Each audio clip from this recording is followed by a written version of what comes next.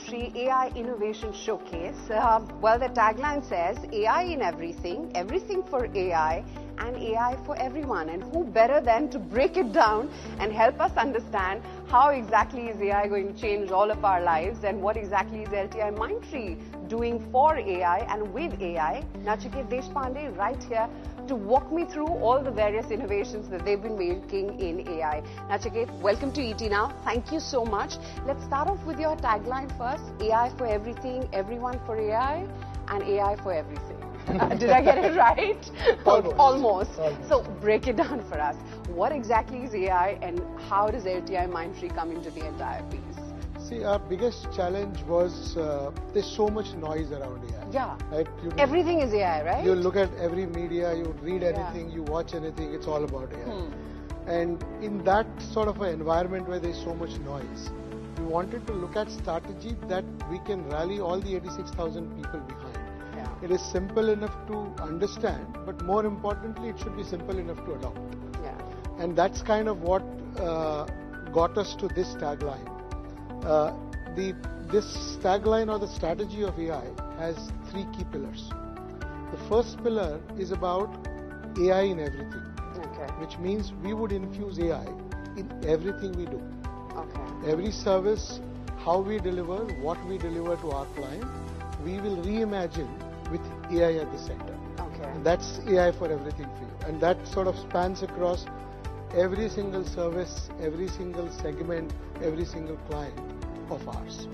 And think about it is that it's an inward-facing strategy because it's what we are doing to ourselves in order to change the capability, change the productivity, change the outcome. And change our lives. Change our lives and change how we do business. The second part is, as you take these solutions and put them in production within the enterprises, there is a lot of supplementary capabilities that the organizations have to build before these solutions can be put into production. And these are the capabilities they've never had before. They don't know how to. So the entire value chain from GPU infrastructure to how do you get data organized for AI, how do you remove hallucination and biases, how do you govern it, how do you ensure that the security protocols are all set? All of these peripheral capabilities are needed before they can adopt these AI solutions. All these peripheral capabilities represents that everything for AI. So anything and everything you need in order to make AI real, that's those peripheral capabilities. And that's what you're providing. That's what we are providing. So let's take a look. What exactly have you been doing? So we start here in the AI in everything journey. I'm talking about how are we changing our experiences for consumers that we deliver. So we work on the practice or the capability we call is interactive, which essentially is the agency work, marketing technology work, commerce work, direct to consumer channel transformation. So this is, the most consumer facing capabilities. Things that touch our lives pretty much every day. Now, how do we get AI included in the services we deliver for those? So that's what you would see here on this. As an organization, today the apps that we build, the sites that we maintain, the brands that we manage, touches about 1 billion lives. So these are many consumer names that you already know. These are airline apps, hotel apps, consumer goods app, brands that we all use. We manage all digital assets for them. So there are 1 billion lives that we already touch. How do we now bring the AI into those solutions in transforming what we already do for them? So the first part is around integrated commerce. Second part is around marketing transformation. And the third part is around how do we reimagine the service that people interact with. What more can be done than what already is? Great. So the first aspect, and I think maybe you guys will get it better, is about the whole creative agency aspect. Right? How do you disrupt the lead times that is taken for generating creatives that are needed? How do you shorten the time for new campaigns? How do you measure the effectiveness of campaign better than what you were able to? So solutions around those is what we cover in that. And what you would see is that in 23 as well as in 24, we were the only tech company that was actually rated in Ad Age, which actually ranks agencies. So the capabilities we are bringing together is actually now disrupting the services that we were not otherwise known for. Then the consumer trends in the CPG industry, right? You look at product innovators, you look at people, these customer service agent that actually engages with the end customers, the life cycle in terms of how consumers buy, the purchases that they do on the websites or whatever apps that they engage with, and the operations, which is the supply chain, the boring stuff behind, which actually required for you to do the which is the critical part. So all of those are now getting disrupted through various aspects of those. So if you see the things that we will talk about, I'll probably do it simpler. The three main trends that are disrupting all of those aspects. First, content. We all talked about in terms of how the content is created. We don't even know what's real anymore, so there is a lot that is happening on content. It's almost like a person is talking back to you via the apps.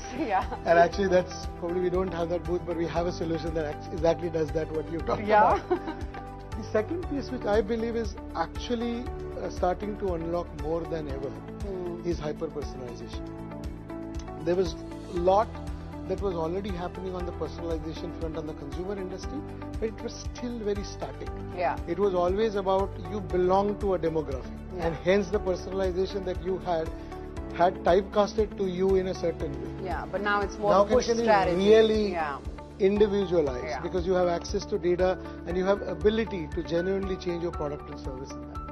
And the last bit is when you are actually interacting with a product and a service, for the service to know who you are and change its behavior. That is not something that was very common. So for example, if I'm calling a typical thing, I'm calling a support because I want to cancel an order, or I didn't get my order, or what I got was broken, right? It's a typical, you will do a call center service or you do a chatbot. The problem is 50% of frustrations in explaining it to 3 people what's actually happening before you get to talk to someone who can solve. But if you had an AI solution that will do all of that for that customer service agent, so that when you call, they actually know what you're going through. So a smarter chatbot. Actually, even if it's a human, a nudges that will tell you that what's actually happening with you. It understands that there is an order that was not delivered on time or is delayed. Somebody had ordered this before, or that you already reported there was a fault in that order.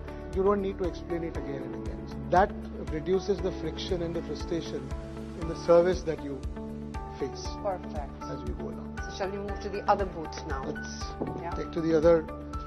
Now from a relatively easy to relate world of consumers. More consumer, Let's get to more industrial space, right? So one of the things that what we have been also looking at is sort of AI that is real. So it's not just fuzzy things that are not, you can't touch and feel, you don't really know what's happening, but it's as much applicable in the real hard industrial world where you can touch and feel. And there's just so much of innovation that's already possible with that AI in those industries as well. So here we are looking at sort of 3 dimensions to that industrial AI. The first component is everything related to vision AI, which means you scan something to find a fault, you look at something to identify or classify some things, anything that you require a video or a photo vision AI to deduce. And the applications of that you will see here. One of the applications car we talked about. So this is what we do for a car rental, where when you return a car, a photo or a video can tell you whether there was a damage, whether there was a bump, if there was a scratch. When you're taking a car, so also you know see what's and you don't have to explain. You don't have to. Nobody has to go around and note it on the clipboard and saying that here is a dent. The dent is here. The paint is here. Okay. So when you return the car, you know if there is a damage. When you take the car, you know where there is a damage. So it's a significant friction taken out of that process. That's amazing. You look at this in an insurance situation where there's claims when you're in an accident. And these can speed up so much. You just take a video, upload, your claims are processed. Wow. So significant reduction. This one is more industrial. For example, there are lots of large welding manufacturing solutions. Where we are we do that PSLV rocket casing. Wow. So it is several meters tall, Yeah. huge, but requires very high precision because it is in a very high temperatures and these conditions. So you have a bot like that crawls up that surface and identifies whether the welding was done properly or not. Will it withstand the temperature changes it is supposed to do or not? So, and it not only that it looks at, but it kind of QR code marks it on there, so that when you're looking at QA, you know where the fault is and where it needs to be repaired. Fascinating. For example. Wow. You know, And this what is does a this smart do? helmet which basically does a lot of safety things around it. Okay. For example, if you are wearing the helmet on a construction site and you are walking in the zone that you're not supposed to walk into, the helmet will actually alert you that you're actually going into the zone you're not supposed to. Things of that nature which will actually saves lives, literally saves lives. Do you see a lot of domestic demand for the products that you just showcased? So we're doing it actually with international customers as well as domestic. So for example, this we're doing it with a global car rental. Because that's in India that probably business is not as big as it is in the US. Exactly. So and they do the car rental company we work for is in a busy airport like a Dallas or a New York. They do like 5,000 cars a day. Yeah. So for them this is real beneficial. Yeah. It's not something that they can do manually. This is in India as well as many other, I would say, emerging geographies where there's a lot of construction still happening. And I think the US is always. Why is the hammer here? This is actually if you want to try that it's out. For the car? If you want to try it out, I would. Raise room. No, some other time. And the last part that we talked about is little complicated, but it's around simulating the entire assembly line in any industry. So this is a demo kit that we have looked at with a compressor. It creates a digital twin sensing all the parameters of that assembly line, or even in a working condition where this particular compressor is deployed. So what kind of industries would you use this? Will actually be working in any industries which have a complicated assembly lines, or any areas where you are deploying this machinery. Even the compressors, for example, even in a building, for an HVAC system, you will have a compressor deployed. So this will work in every production environment for all of these facilities, and it is able to do end-to-end optimization with enterprise systems data as well as the manufacturing sensor data that comes from this. Okay. And now we move to a drone. And this is actually one of the very interesting area where we normally do not associate AI with. So this we are doing it in the area of geospatial. So geospatial basically is a technology that can scan three-dimensional surfaces. For example, it can scan a ground to know what's beneath the soil.